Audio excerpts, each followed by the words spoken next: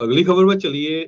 Canada, US ਤੇ Mexico ਦੇ ਵਿੱਚ ਆਹ 3 ਦਿਨ ਮਈ 17, 18 ਤੇ 19 ਬਹੁਤ ਵੱਡੀ ਇੰਸਪੈਕਸ਼ਨ ਚੱਲ ਰਹੀ ਆ ਬਿਗ ਰਿਗਸ ਦੀ ਤੇ ਬੱਸਸ ਦੀ। CVSA commercial vehicle safety alliance international road check enforcement efforts ਹੁੰਦੀ ਆ। ਇਹ 3 ਦਿਨ ਚੱਲਣੀ ਆ, ਜਿਹਦੇ ਵਿੱਚ ਬਹੁਤ ਕੁਝ ਚੈੱਕ ਕੀਤਾ ਜਾਂਦਾ ਆ। ਸੋ ਜਿੰਨੇ ਵੀ ਟਰੱਕਰਸ ਹੈਗੇ ਆ ਸਾਰੇ ਧਿਆਨ ਰੱਖਣ ਕਿਹੜੀ ਚੀਜ਼ਾਂ ਉਹ ਚੈੱਕ ਕਰ ਸਕਦੇ ਆ। CVS ਰੋਡ ਚੈੱਕ ਲੈਵਲ 1 ਦੇ ਵਿੱਚ ਬ੍ਰੇਕਸ, ਕੋਪਲਿੰਗ ਡਿਵਾਈਸਸ, ਫਿਊਲ ਤੇ ਐਗਜ਼ੌਸਟ ਸਿਸਟਮ, ਫਰੇਮ, ਵੈਨ ਤੇ open top trailers, lighting, securement of cargo, steering, suspension, tyre, wheels, rims ਤੇ ਹਬਸ, ਇਹ ਸਾਰਾ ਕੁਝ ਚੈੱਕ ਕੀਤਾ ਜਾਂਦਾ ਆ।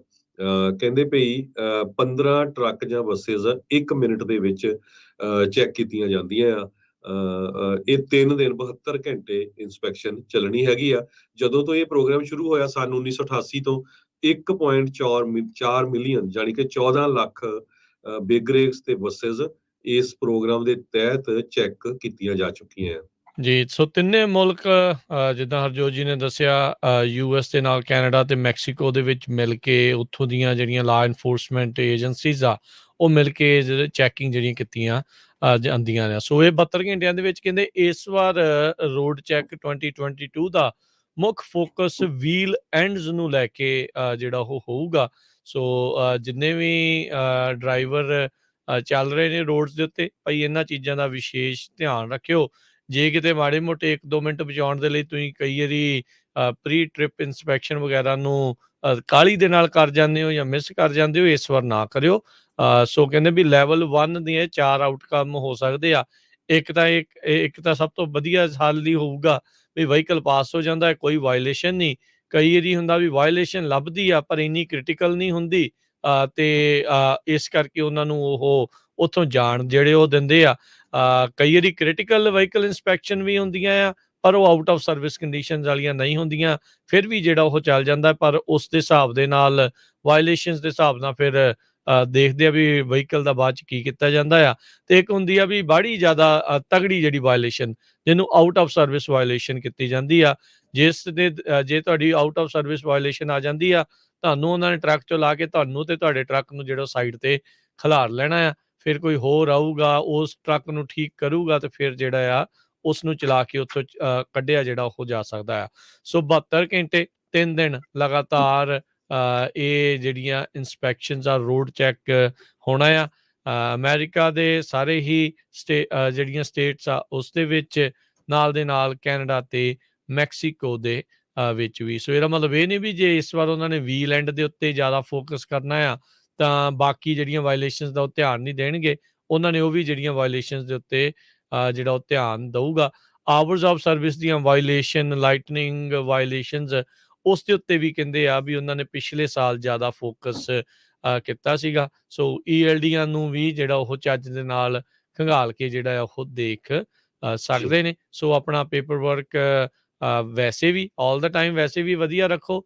ਆਹ ਦਿਨਾਂ ਦੇ ਵਿੱਚ ਖਾਸ ਕਰਕੇ ਜ਼ਿਆਦਾ ਵਧੀਆ ਤੁਸੀਂ ਰੱਖੋ ਵੀ ਤੁਹਾਨੂੰ ਬਾਅਦ ਦੇ ਵਿੱਚ ਕਿਤੇ ਲੋਡ ਲਾਉਣ ਦੇ ਵਿੱਚ ਪਹੁੰਚਾਉਣ ਦੇ ਵਿੱਚ ਫਿਰ ਦੇਰੀ ਦਾ ਸਾਹਮਣਾ ਜਿਹੜਾ ਉਹ ਨਾ ਕਰਨਾ ਪਵੇ। ਜੀ ਬਿਲਕੁਲ। ਸੋ ਇੰਸਪੈਕਸ਼ਨ ਜਿਹੜੀ ਵੀਲੈਂਡਸ ਦੀ ਹੋਣੀ ਹੈ ਕਮਰਸ਼ੀਅਲ ਮੋਟਰ ਵਹੀਕਲ ਦੀ, ਇਹਦੇ ਵਿੱਚ ਇੰਸਪੈਕਟਰਸ ਤੁਹਾਡੇ ਜਿਹੜੇ ਟਾਇਰਸ ਆ ਉਹਨਾਂ ਦੇ cracks, unseated locking rings, studs, clamps, ਇਸੇ ਤਰ੍ਹਾਂ ਬੈਂਟ, ਕ੍ਰੈਕਡ ਔਰ ਬ੍ਰੋਕਨ ਰਿਮਸ ਇਨਸਾਈਡ ਤੇ ਆਊਟਸਾਈਡ ਦਾ wheel rims, loose, broken, missing ਤੇ ਡੈਮੇਜਡ ਵੀਲ ਫਾਸਟਨਰਸ ਤੇ elongated stud holes, wheels for cracks across spokes ਤੇ web area or slippage in the clamp area, hub for lubricant leaks, missing caps or plugs, inner wheel seals for leaks, tire ਤੇ valve stem for leaks, proper inflation, cut ਤੇ valves on all tires, ਇਸੇ ਤਰ੍ਹਾਂ regroove tires or steering axle, exposed fabric ਔਰ cord, ਇਹ ਜਿਹੜੀ ਜਿਹਦੇ focus ਕੀਤਾ ਜਾ ਰਿਹਾ। ਪਰ ਜਿਸ ਤਰ੍ਹਾਂ ਰਾਜਕਰਮਵੀਰ ਸਿੰਘ ਨੇ ਦੱਸਿਆ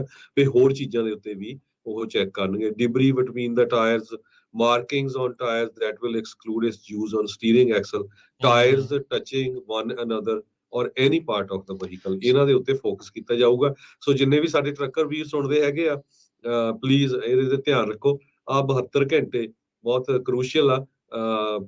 1 ਮਿੰਟ ਦੇ ਵਿੱਚ 15 ਟਰੱਕ ਤੇ ਬੱਸਸ ਨੂੰ ਨਹੀਂ ਚੈੱਕ ਕਰਨਾ ਪੂਰੇ USA, ਕੈਨੇਡਾ ਤੇ ਮੈਕਸੀਕੋ ਦੇ ਵਿੱਚ। ਜੀ ਬਿਲਕੁਲ। ਸੋ ਮੇਕ ਸ਼ੋਰ ਕਰੋ ਵੀ ਟਰੱਕਾਂ ਦਾ ਤੁਸੀਂ ਜ਼ਿਆਦਾ ਧਿਆਨ ਰੱਖਣਾ, ਸੌਰੀ ਜਿਹੜੇ ਟਰੱਕਾਂ ਦੇ ਨਾਲ ਜਿਹੜੇ ਟਾਇਰਾਂ ਦਾ ਜਿਹੜਾ ਉਹ ਜ਼ਿਆਦਾ ਧਿਆਨ ਰੱਖਣਾ। ਇਸ ਵਾਰ ਉਹਨਾਂ ਨੇ ਉਸ ਦੀ ਛੋਟੀ ਤੋਂ ਛੋਟੀ ਤੇ ਹਰ ਤਰੀਕੇ ਦੀ ਜਿਹੜੀ ਗਲਤੀ ਆ ਉਸ ਨੂੰ ਦੇਖਣਾ ਹੈਗਾ ਆ। ਇੱਕ ਚੀਜ਼ ਜਿਹੜੀ ਪ੍ਰਚਲਿਤ ਆ ਹਰਜੋਤ ਸਿੰਘ ਜੀ, ਕਹਿੰਦੇ ਆ ਸਾਰੇ ਹੀ ਜਾਣੇ ਜਦੋਂ ਵੀ ਇਦਾਂ ਦਾ ਹੁੰਦਾ ਆ, ਬਹੁਤ ਸਾਰੇ ਜਿਹੜੇ ਡਰਾਈਵਰ ਆ ਉਹ ਇਹ ਰੋਡ ਚੈੱਕ ਤੋਂ ਕਈ ਵਾਰੀ ਕਹਿ ਲਓ ਵੀ ਘਬਰਾ ਕੇ ਜਾਂ ਡਰ ਕੇ ਇਹਨਾਂ ਦਿਨਾਂ ਦੇ ਵਿੱਚ ਲੋਡ ਜਿਹੜਾ ਉਹ ਨਹੀਂ ਚੁੱਕਦੇ। ਸੋ ਇਦਾਂ ਡਰਨ ਦੀ ਨਹੀਂ ਲੋੜ। ਜੇ ਤੁਸੀਂ ਸਹੀ ਚੱਲ ਰਹੇ ਆ ਤੁਹਾਨੂੰ ਕੋਈ ਫਿਕਰ ਕਰਨ ਦੀ ਜਿਹੜੀ ਉਹ ਜ਼ਰੂਰਤ ਨਹੀਂ ਆ।